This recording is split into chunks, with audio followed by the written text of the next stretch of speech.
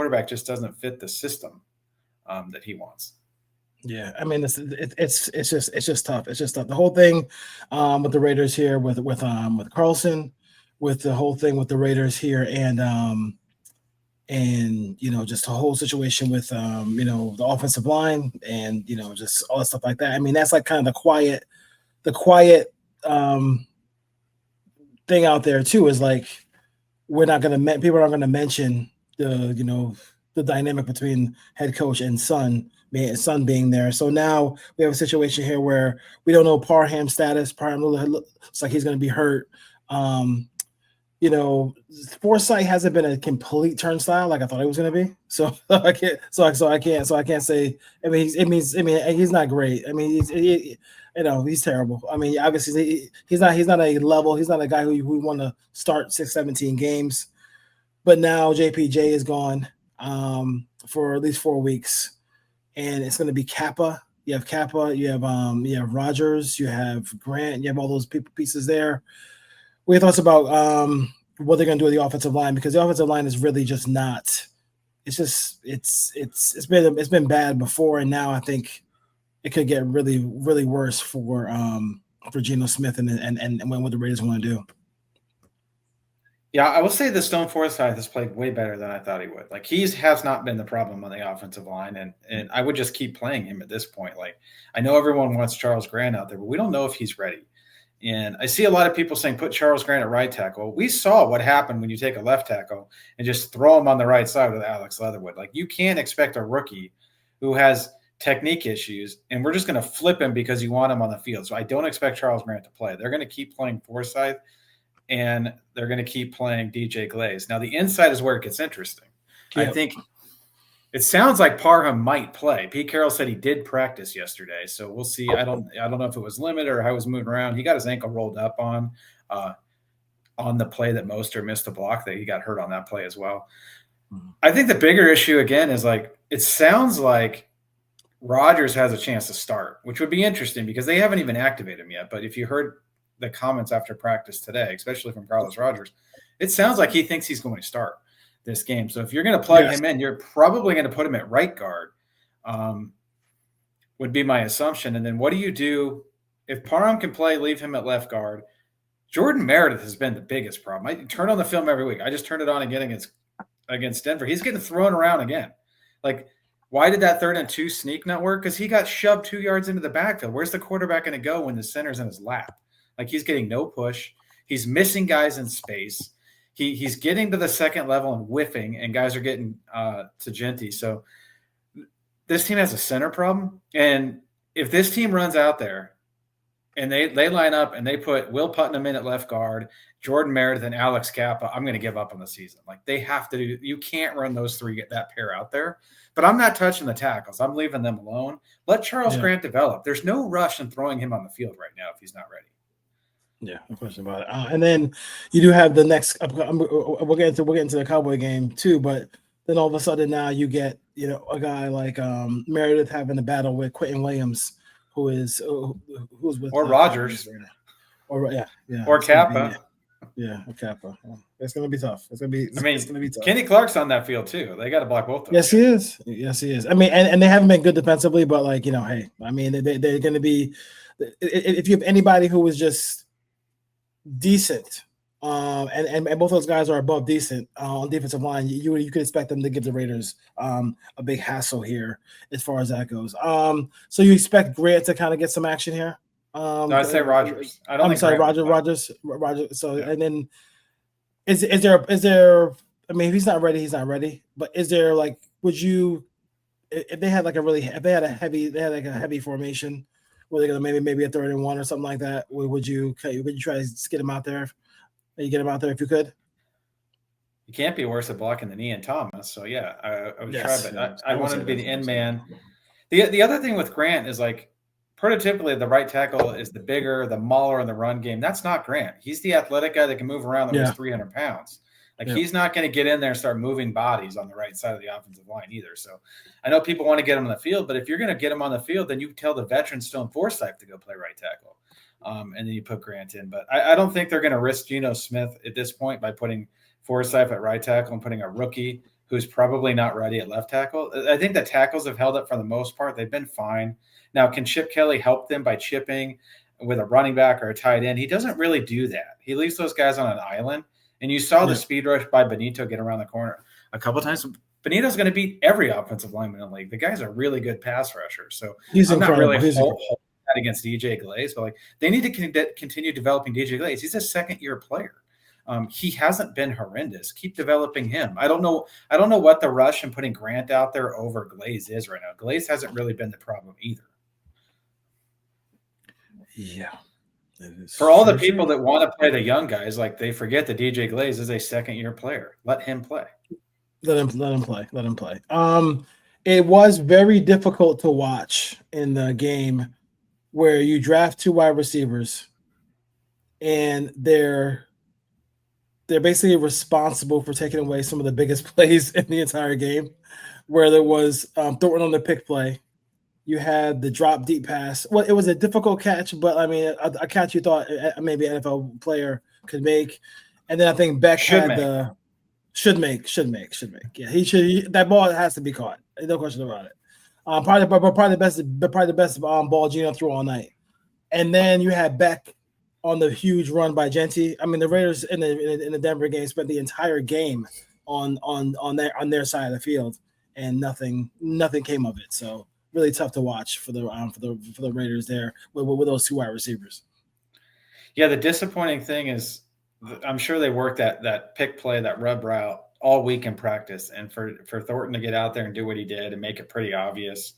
Like, again, is that Chip Kelly's fault that he did that? No, like Chip Kelly dialed up a good play. The player made an error. By the way, Brock Bowers is wide open in the flat on that play too for a first down, but I understand the play is designed to get Tucker on that 4th and 2. On the deep ball, Thornton ran a great route, probably one of the best routes he's run all year. It was a double move. It was a stutter go. He gets behind Moss. Gino drops it in the bucket, and he just drops it. Like, that was at least 3 points that he cost him. And then Besh was open a couple of times. The ball didn't go his way, but, I think he was just trying to be overly physical. He's a good run blocker, and he's got to know when to let go. And he's a rookie. That's going to happen. So when people want rookies to play, they make rookie mistakes. So you can't get mad at them for making rookie mistakes when they're out there on the field. You have to live with that. Yeah. So these guys should learn from that. Dante Thornton is what he is. Like, I don't know. You can't learn to catch the ball better, but like he needs to learn how to position his body better on those rub routes, those mesh crossing pick plays. But that's what you're going to get with him. He's like a mix of, I hate to say this, it's like James Jett and Ricky Dudley together. Like, speed guy down the field with very questionable hands. Like, that's what you're going to get. Like, that's what he is. That's why he went in the 4th round. So it's up to him to develop and learn how to catch the ball a little bit better. Yeah, I mean, and on a rub route, I mean, you just don't need, you don't even need to make contact. I mean, on that play, you just need to get in the way just a little bit, and also pretend like you're running a route so you don't get flagged. I mean, because on a crossing route, Trent Tucker does not need, he just needs a step, and then he's gone. Like, and he had it. He had it. He definitely had a step. He had more than a step. You can't get in there and get your arms up like this and kind of try to block the guy. You just can't do that. Not. Listen, they're throwing the flag. Yeah, I started coaching basketball again. We don't need you to go full Tyler Hasbro and go ahead and set a pick for somebody like that. All 22. I looked at it. You looked at it. You posted some stuff today. Obviously, they spent so much time in the Denver end and plus territory. They did not do well. Scoring as far as points go. What were some of the things that fell apart for the Raiders here? I just think it's negative plays, whether it's a negative run, whether it's, a grounding, a holding penalty. I think Trey Tucker had a penalty at one point, but it's just they can't put together 8 to 10 plays where they're not going backwards. And this team's not good enough to overcome 2nd and 15, 2nd and 20. Once that happens, they're basically in pump mode. They tried to run the football. There was a couple explosive runs early. Denver made some adjustments, and then they couldn't. I do notice that with some of the personnel, it kind of gives away what's going to happen. I will say that is an issue with Chip Kelly. Like when he puts certain players in the game, like John Gruden used to do, like you knew based on who was in the game that it was going to be a run or a pass. He's not tricking anyone. They tried to get the ball to Bowers. He was double teamed a lot in this game, and I Yes. know I'm at home going get the ball to Bowers. So early on they tried to get those over routes, those crossing routes, and the safeties were coming down to double him.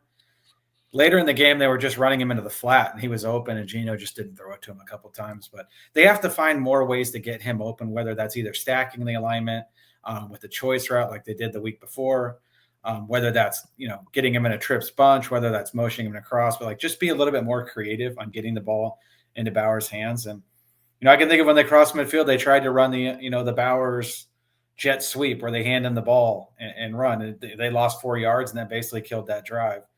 So they tried, but like I said, it's penalties, it's negative runs, and it's just timely things that hurt them. And then Pete was a little gun shy, and who can blame him with how Carlson's kicking? You're in Denver.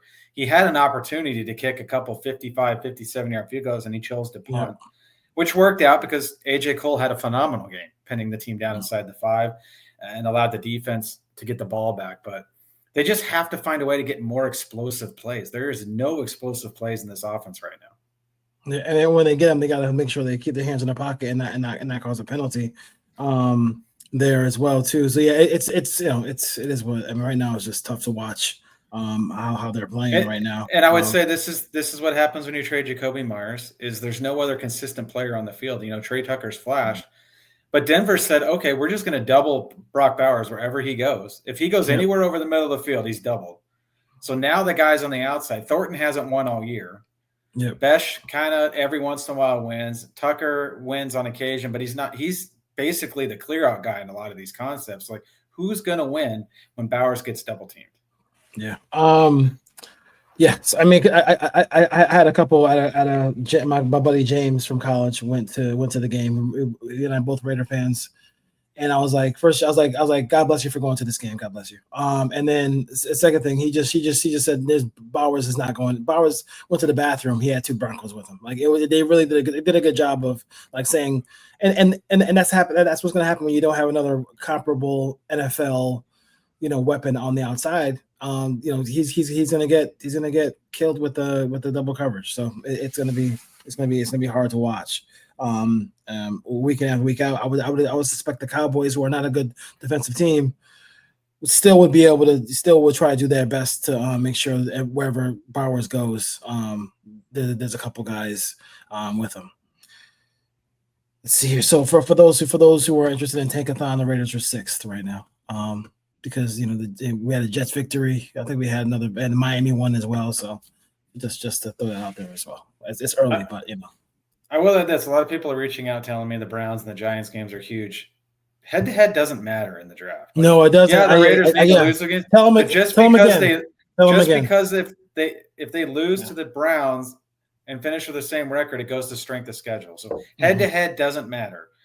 So at the end of the day, strength of schedule is the tiebreaker. The Raiders will lose the tiebreaker to every team in the league when it comes to strength of schedule, just based on the division they're in. And you look at how many wins the Chiefs have or are going to end up with. Then you have the Broncos have 8 wins already. The Chargers have 7, and you double that because you play them twice. So that's why they're at the back end of that, and it's been that way for years. So the Raiders actually have to finish with 1 less loss than those teams, even if those teams beat them.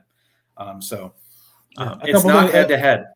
Yeah, a couple of things. I don't think Tennessee. I think Tennessee will try to get a new head coach and try to go one more year with Cam Ward. If Tyler Shough, listen, I'm hoping that he just keeps balling out because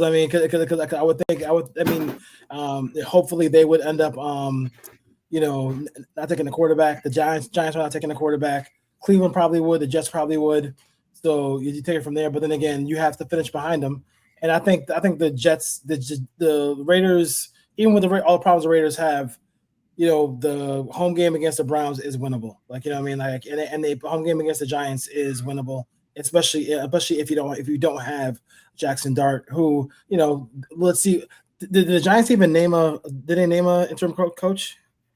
Yeah, Mike Kafka. Mike Kafka. Okay, so this is Kafka's chance to see what he can do.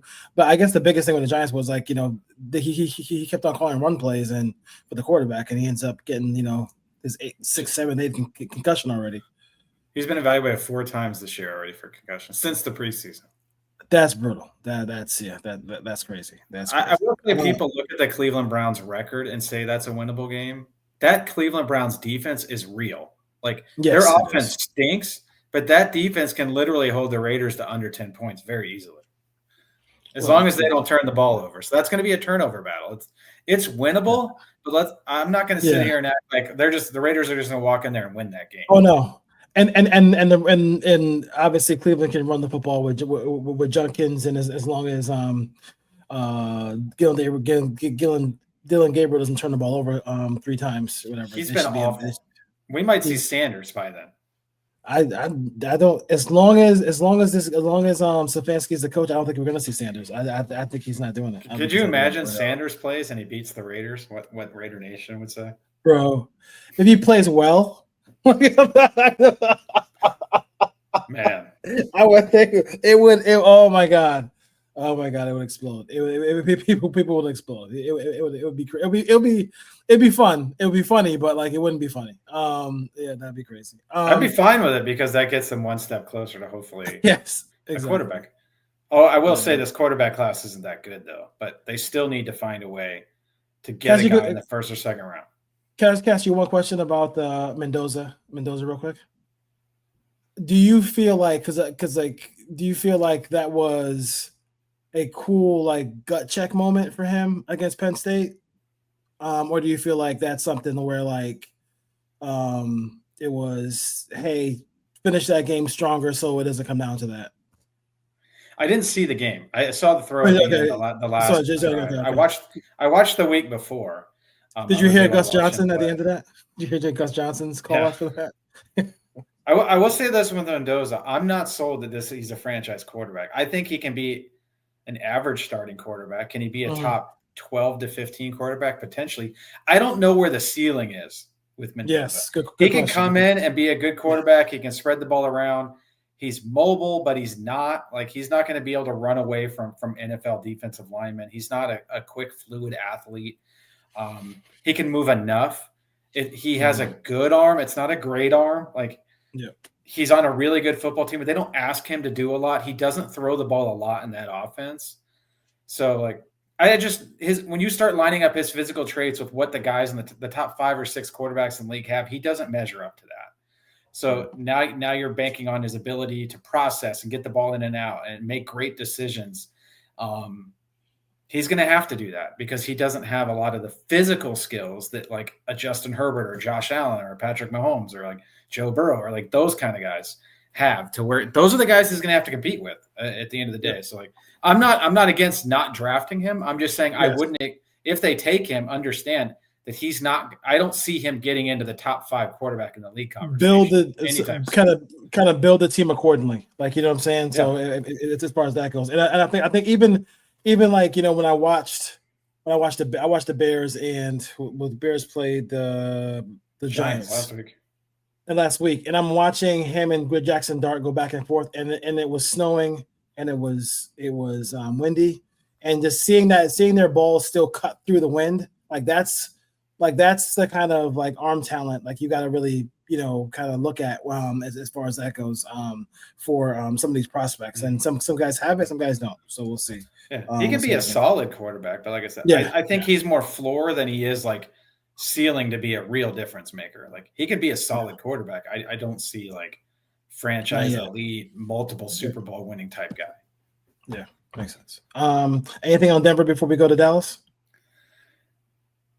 I think Denver at some point might have to have a Bo Nix conversation, the way he's playing. So we'll see. Sean Payton loves him, but like, give him another year, see what next year looks like. But are you ready to pay Bo Nix after next year a mega $55-60 million a year deal? I would not. If he doesn't, I mean, he has an opportunity. Listen, I would like to be where Denver is, but it is an interesting situation. Interesting situation to see. Like, hey, we have all the pieces to go to the game, except for quarterback. So like, but listen, they took one. Yeah, I And mean he's they took fine. on They have a yeah. Super Bowl roster outside of They him. have Super Bowl rock. Yeah, that's the hard part. They really do. I mean, like I saw somebody had a stat where like they have the best differential between sacks given up and actual and like in sacks that their defense has gotten in NFL history. It's like ridiculous how they don't give any sacks and they have like over 100 sacks the beginning of last year and this year. They are a tremendous defensive football team. As far as getting to the quarterback, and then when And they wait get till they, PS2, yeah, they're going to get Sertan back too. they can get Sertan back. I mean, and but even with Sertan's back, getting Barron some really good reps here now help is going to help them in the long run too. So we'll see. Raiders play Monday night. They have a little bit of a break here because they had the Thursday night game, and then they come all the way back for Monday Night Football to face the Dallas Cowboys.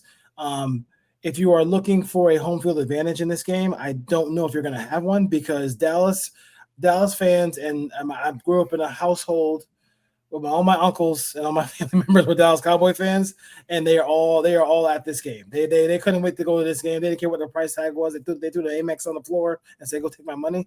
They wanted to go to this game really badly, and it's going to be a very loud Dallas Cowboy fan situation there.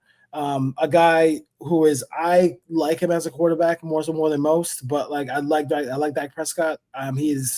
I think he's a very good quarterback. 17 touchdown passes, 6 interceptions. I got to talk about a running back who has kind of rejuvenated his career, Javonte Williams. He's averaging 5.2 yards a carry. Got over 700 yards, 8 touchdowns as well. And then they have 3 really good weapons as far as receiving goes. You got Pickens, who's come over, 72 catches, 76 764 yards receiving, 6 touchdowns, and then CeeDee Lamb, and then Jake Ferguson as well. The Raiders' defense will have their hands full. Yeah, well, we'll learn a lot about those Raiders cornerbacks this week because they're going to face a good quarterback who has 2 legit outside weapons They're going to miss Bo Nix. And Bo Nix isn't playing this week. It's Dak Prescott. And then Ferguson's a handful over the middle of the field too. So, and they have a pretty decent offensive line. I know they've had some injuries. We'll see who plays in this game. And defensively, that they haven't been good, but they still have some decent players over there. Like the Raiders don't have anyone that's going to threaten them vertically. They have the ability, with Diggs, with Bland, maybe they end up moving some of those guys onto Brock Bowers and try to make someone else beat them. They're going to sell out to stop the run. They haven't been able to stop the run all year. So if the Raiders are going to run the football, this is the week. But JPJ's out.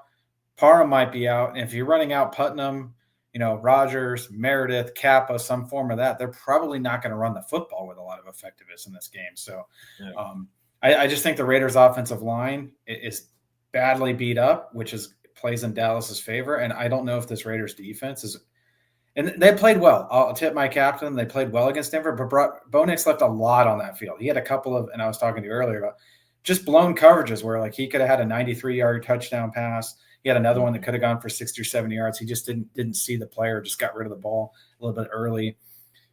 So the Raiders pass rush is going to have to show up, and they're going to have to get after Dak Prescott and make him get rid of the football, and then they're going to have to rally and tackle. So the coverage scheme-wise against Denver, the Raiders didn't play a lot of cover 3. They did a lot of, they played some man coverage, some cover 6, a lot of quarters. They mixed it up pretty well. Denver was pretty content just trying to run the football and throw the ball underneath because they knew the Raiders' offense couldn't do anything in that game. Whereas if this Raiders' offense falls behind, if they fall behind up by 10 to 14 points and that they can't count on their offense, the game could get out of hand. They're cooked. The Raiders are going to have to muck it up and hope for some turnovers and just try to play smash mouth football. That's the only way they can win right now. But I don't know if they can do that with the offensive line and the shape that it is. Yeah. I don't see a lot of this is a game where like I understand they had a really crappy game against Arizona. Last week, whatever. But like, I think the Cowboys. I mean, it's gonna be a tough game for the Raiders. If the Cowboys offense shows up, it's gonna be tough. Tough spot for them. As far as that goes, because even when the team is like where they are, like you said, they have some quality players on this roster. If you drafted just Raiders and just Cowboys are the top 10 of that draft. I mean, what 8 Cowboys? In that I don't know if it'd be eight because seven you have seven Genty, Crosby, and Bowers. Like if you go 20, there's seven. probably 14 Yeah, Cowboys. 14, which even like 14 Yeah. versus 6 is gonna be a thing. So yeah, so it's And tough then spot for them. you have a good kicker coming in Aubrey as well. Like we saw Cam Little Yes. make a 68-yarder. Aubrey's just as likely to kick something 60, 65 yards indoors as well. So the Raiders defense is going to have to they're going to have to tackle. And I think the Denver game, the Raiders defense did a really good job of maintaining leverage and forcing guys inside and making tackles, which we didn't see.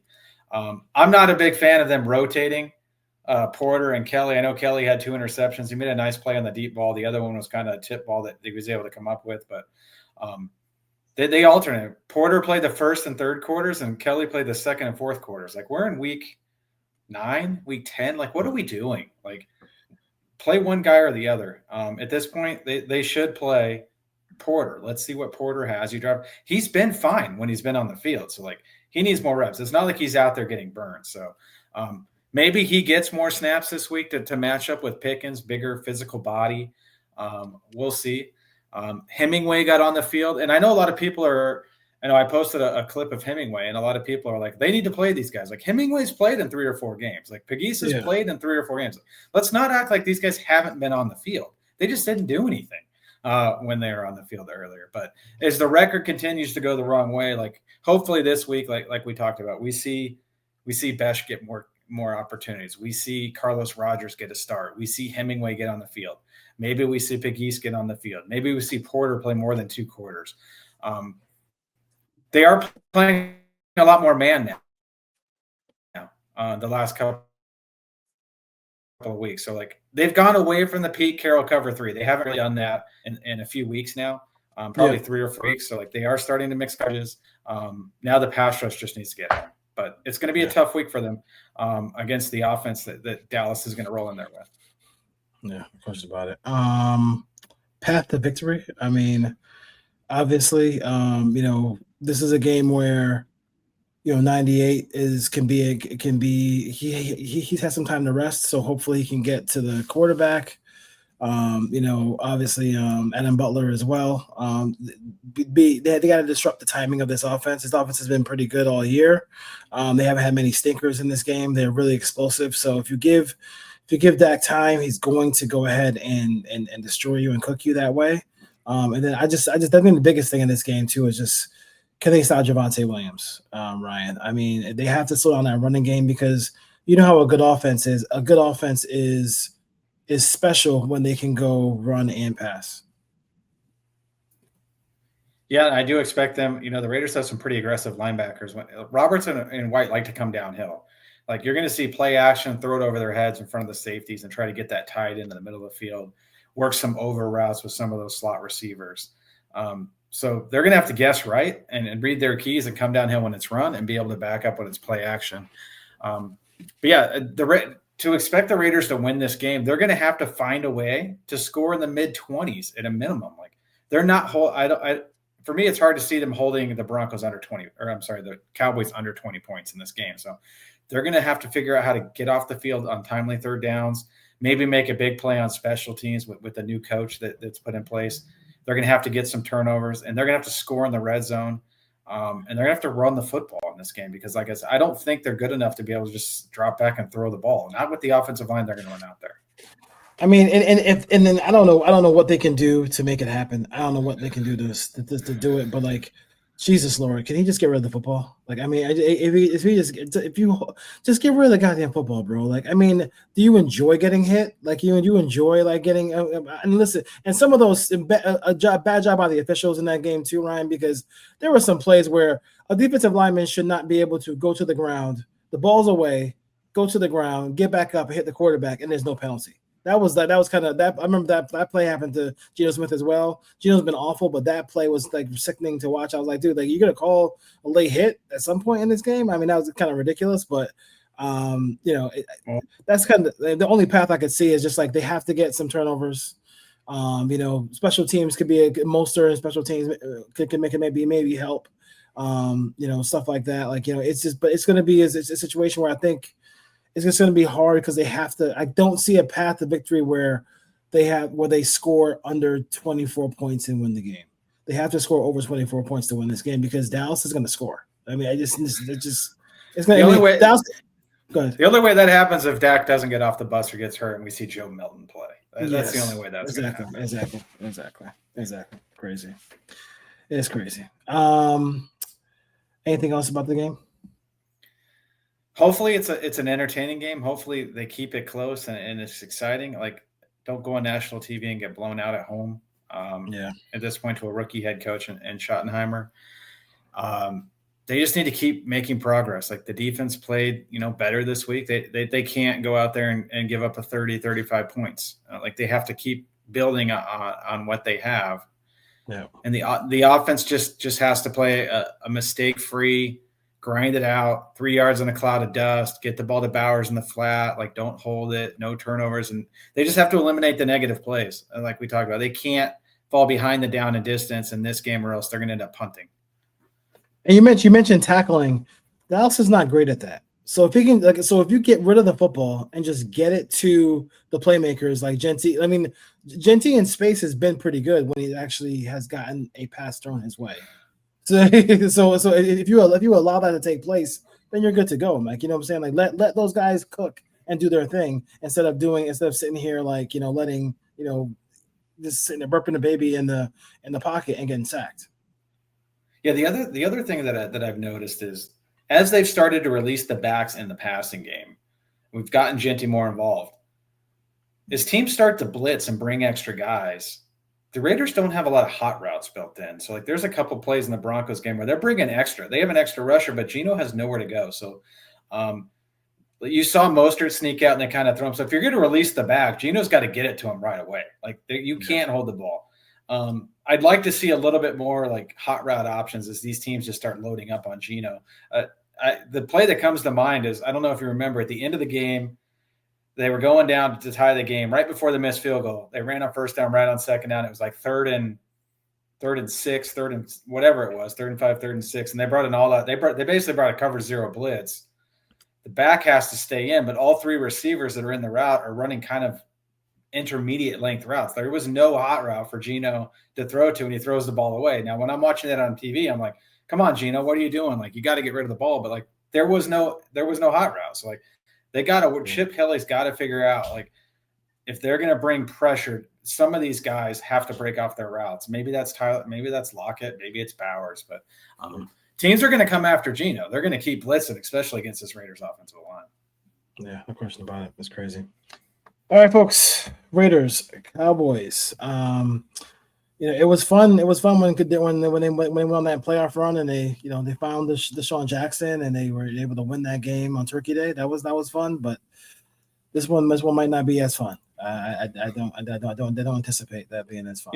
You never know. There was a lot of upsets last week. You never know. Any given Sunday. And the Raiders do play with a little bit more juice in their building too. So we'll see. All right. But they don't win in their building. It's entertaining though. It's entertaining.